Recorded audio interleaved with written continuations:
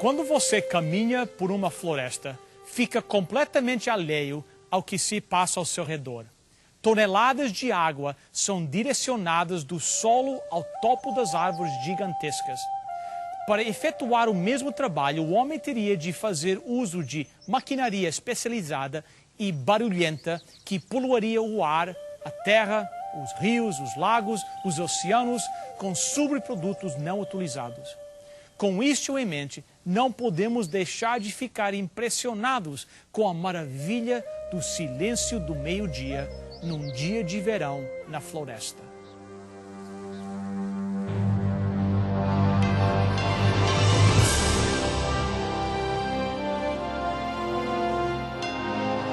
Venceu a prova do tempo. O livro de Deus, a Bíblia, ainda relevante neste mundo complexo. E está escrito, partilhando mensagens de esperança ao redor do mundo.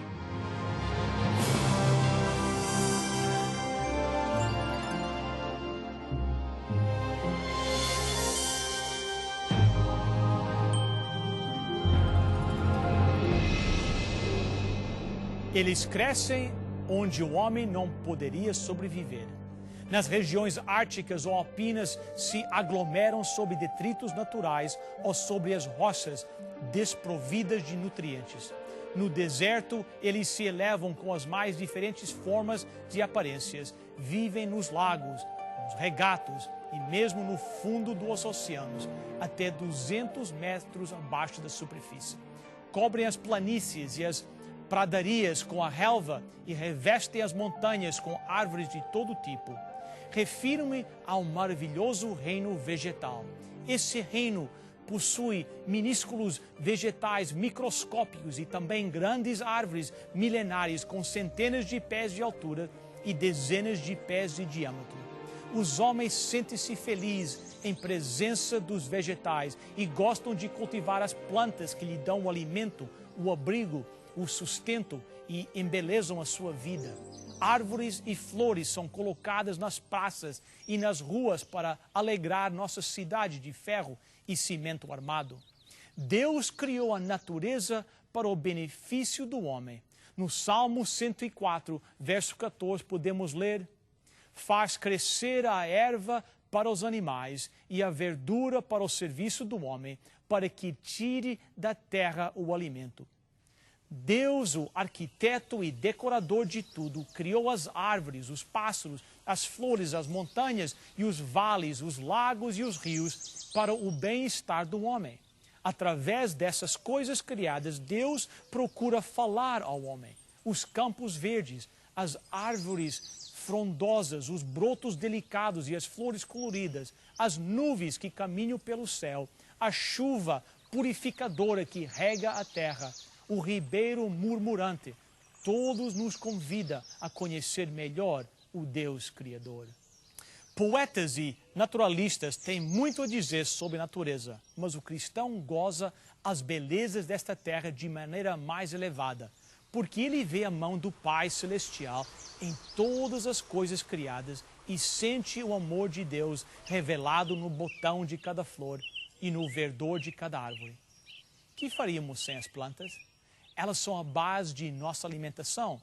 São a madeira que usamos para o nosso abrigo e comunicação. Delas temos fibra para o papel, o algodão para as nossas vestes, o carvão para energia e inúmeros produtos sintéticos como o Dacron, o nylon, plásticos, plexiglass, explosivos, desinfetantes, tintas e medicamentos.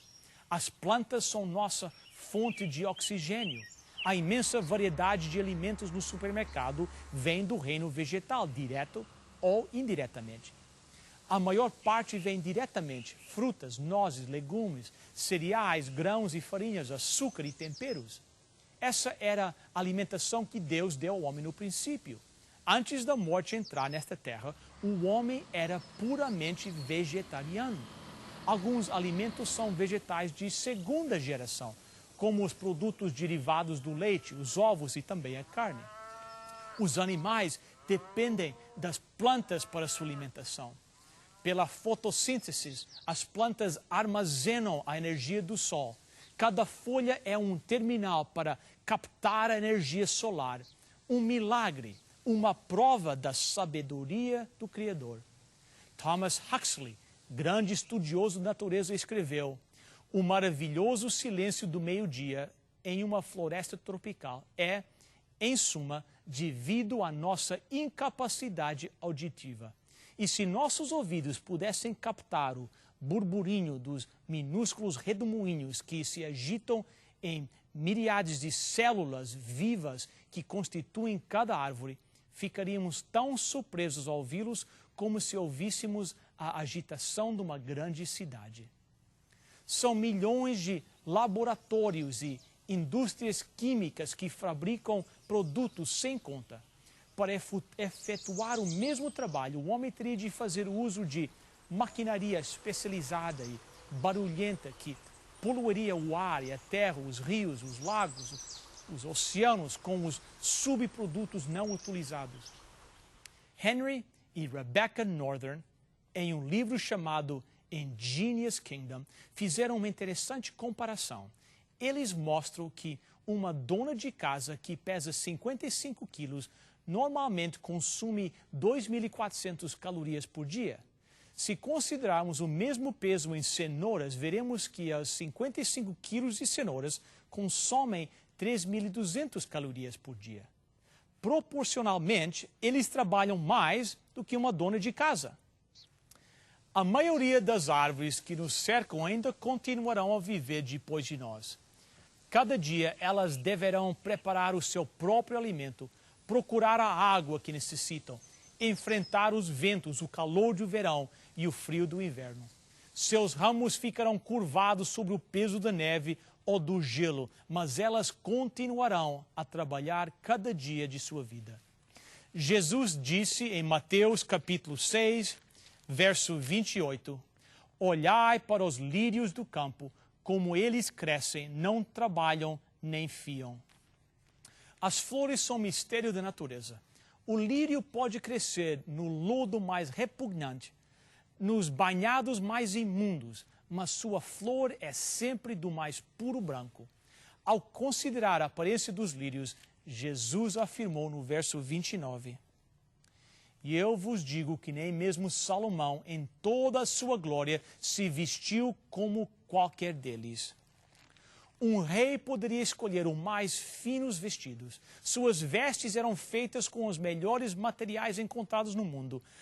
Mas mesmo assim, elas não se podiam comparar aos lírios do campo. Qualquer tecido examinado sob o microscópio revela facilmente seus defeitos, mas quanto mais examinamos uma flor, mais fascinados ficamos. O homem nunca foi capaz de fabricar qualquer coisa que pudesse ser comparado a uma flor. Ao observarmos a natureza que nos envolve, não precisamos pensar muito para chegar à conclusão que nenhum matemático ou físico poderia prever tantas e tão maravilhosas variações. Nenhum artista podia criar tanta beleza. Os mais finos perfumes fabricados pelos homens são apenas cópias das fragrâncias naturais que o Criador deu às plantas. Em Mateus 6, verso 30, Jesus disse, pois se assim Deus veste a erva do campo, que hoje existe e amanhã é lançada no forno, não vos vestirá muito mais a vós, homens de pouca fé. Os gramados sempre foram um tapete da humanidade. As gramíneas incluem 4.500 espécies que cobrem 1/5 da superfície do globo. Jesus nos aconselhou a olhar para os lírios do campo e para a relva que cobre a terra e dessas plantas aprender a confiar em Deus. O mesmo Deus que mantém os inumeráveis mundos através da imensidão do espaço também cuida das mais simples plantas. Ele cuida também de nós. Ele vê cada sorriso e cada lágrima que vem ao nosso rosto. A estrutura de cada planta revela os planos de um sábio mestre e idealizador. As raízes das plantas foram sabiamente planejadas. As plantas precisam das raízes para mantê-las firmes na posição direta. E para extrair a umidade do solo. Quantas raízes tem uma planta? Observadores calcularam o número de raízes em uma planta de cevada. Chegaram à conclusão que aquela única planta possui 13.815.762 raízes. Se combinarmos o comprimento de todas essas raízes, teremos então uma distância de 1.417 quilômetros. Muitas plantas dependem do reino animal para a polinização. Esta é uma das razões porque eu creio na criação literal. Animais e plantas dependem um do outro. A maioria dos cientistas chegaram à conclusão que as plantas existiram antes dos animais. A Bíblia diz que as plantas foram criadas 2 dias antes dos animais. Esses dias devem ter sido literais. Alguns dizem que esses dias foram longos períodos de tempo. Como poderiam as plantas viver por milhões de anos sem a luz do sol? Como poderiam as plantas frutificar sem os pássaros e insetos responsáveis pelo transporte de pólen de uma planta a outra? Deus criou as plantas, criou o sol, que necessita para a fotossíntese, e criou as aves e os animais como agentes de fecundação vegetal. Isso tudo em uma semana. Sem essa cooperação, as plantas não poderiam existir. Observe as flores de seu jardim e veja como elas atraem os insetos de maneira que eles se introduzem até onde está o pólen. E ao voar a outra planta, levam esse agente de fecundação de flor em flor. Em troca desse serviço, as plantas oferecem alimento aos insetos e fazem uma grande propaganda através de cores, formas atraentes e perfumes.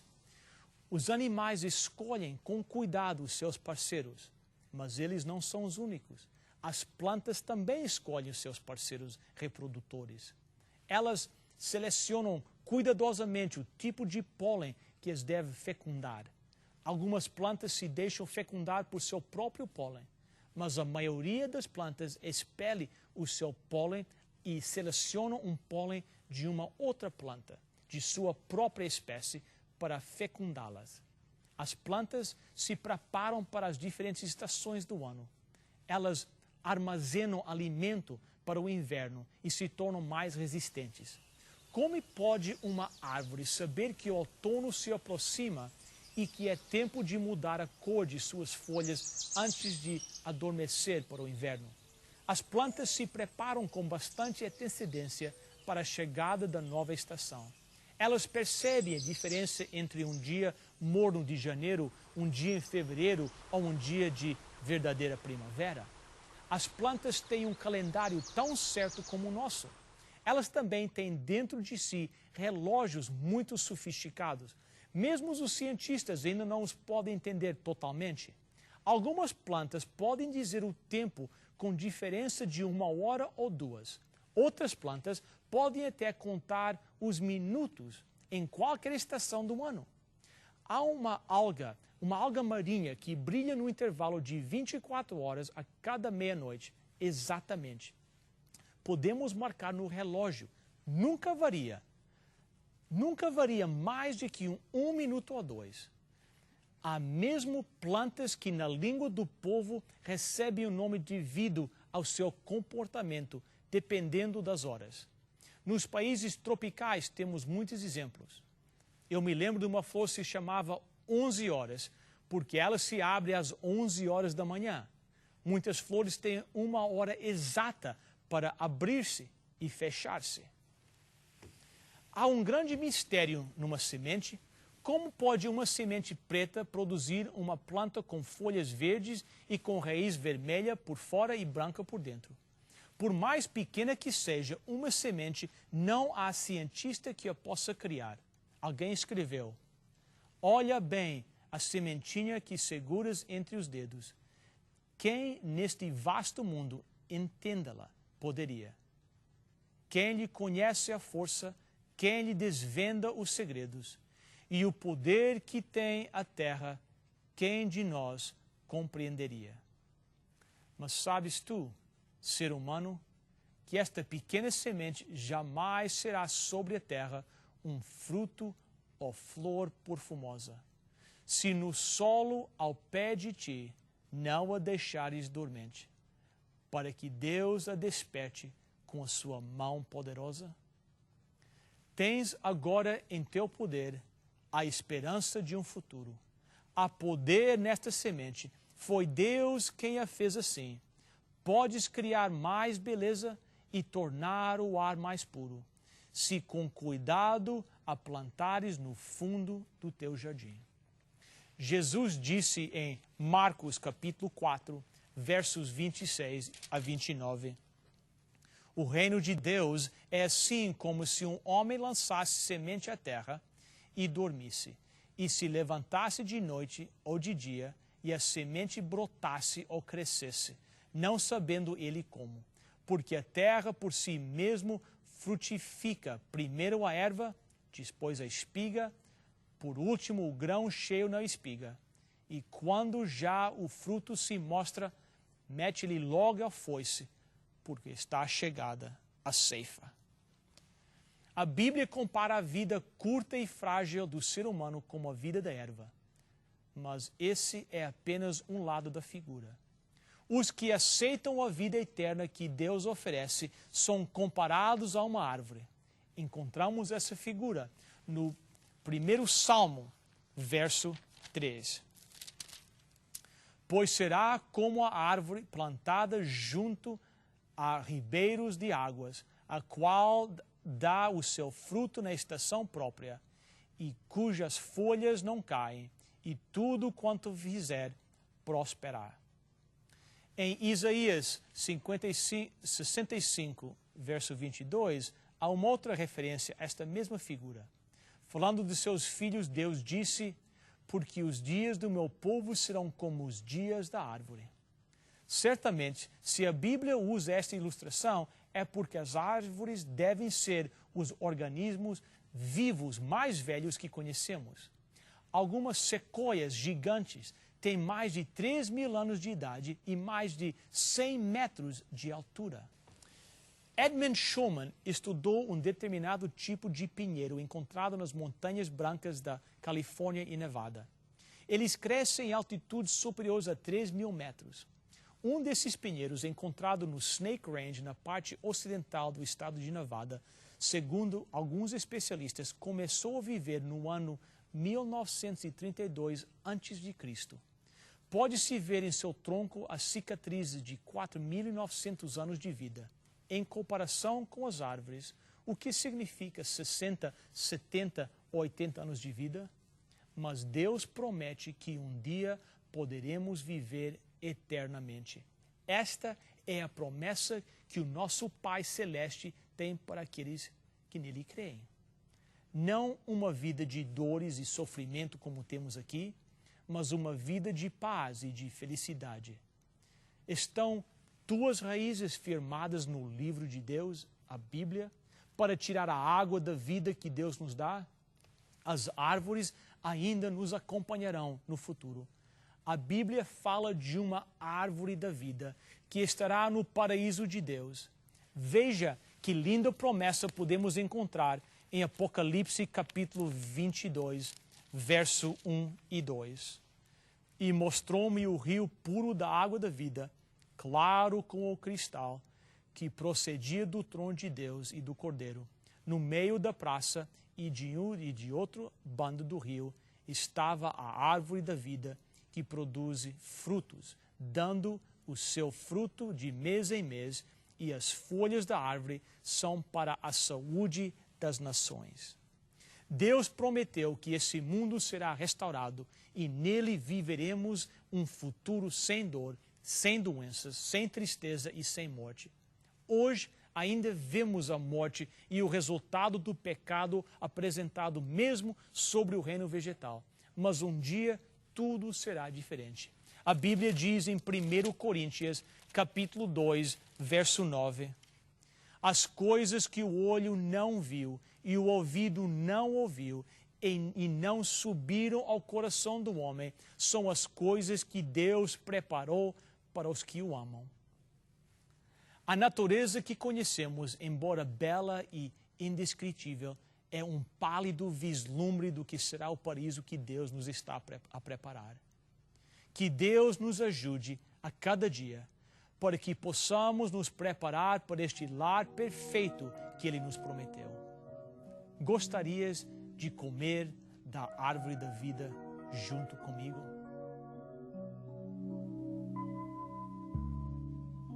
Se existe um templo onde há adoração, onde se encontram o louvor e a perfeição. Se existe um reino que jamais se acabará, Ali te louvarei, sim te louvarei. Se existe um trono onde o infinito está, se existe um céu acima de Jerusalém, se existe um lugar mais lindo que o sol, ali te louvarei, sim te louvarei. Um perfeito som, palavras que pensei, eu tento em vão buscar no meu louvor a ti. se existe um lugar que dá prazer a ti, Ali te louvarei, ó Senhor, te louvarei. Cantarei teu nome santo, Hosana, clamarei pelas montanhas, és o grande rei. poderosas são as tuas obras. Digno é o Cordeiro que morreu, Rei dos reis, refúgio e fortaleza, lírio és do vale, Senhor, se eu encontrar lugar assim, tão lindo, ali te louvarei, sim te louvarei. Rei dos reis, refúgio e fortaleza, lírio és do vale, Senhor, meu Senhor. Se eu encontrar lugar assim, tão lindo, ali te louvarei, sim te louvarei.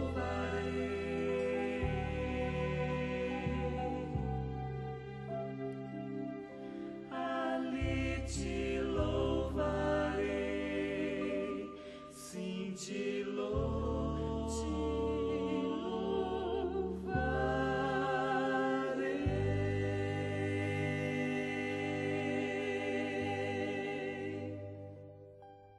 Nosso Deus e nosso Pai Celeste, hoje nós te louvamos pelas maravilhas das plantas que criastes. Nós te louvamos pelas plantas que estão ao nosso redor e nos dão alimento, agasalho e abrigo. Abençoe cada ouvinte em sua preparação para estar no teu reino, onde tudo será perfeito, sem as marcas do pecado. Ajuda-nos em nosso preparo para o encontro com Jesus. Nós te pedimos em seu nome. Amém.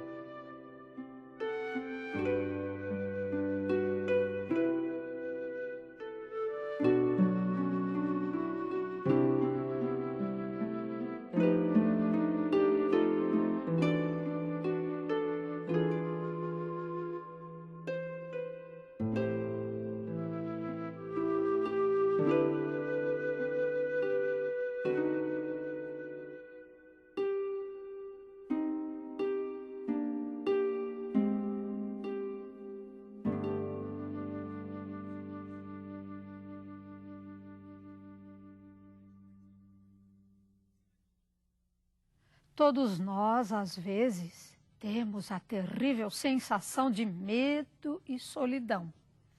Mas não há alguém que nos tome pela mão e ande conosco através da vida?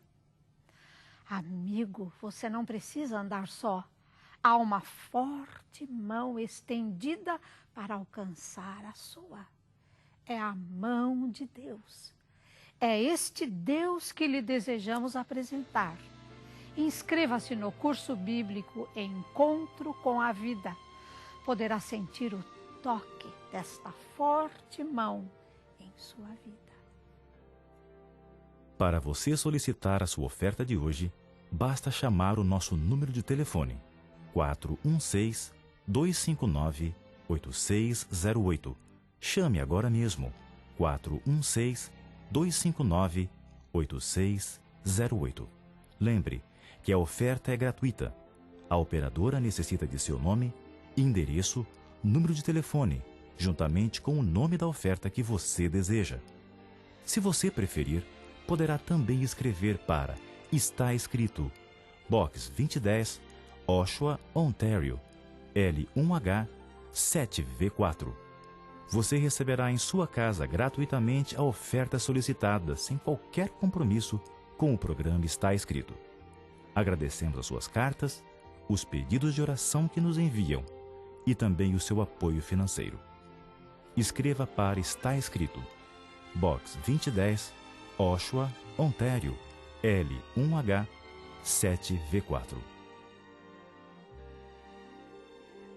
Como foi bom ter vocês conosco neste dia.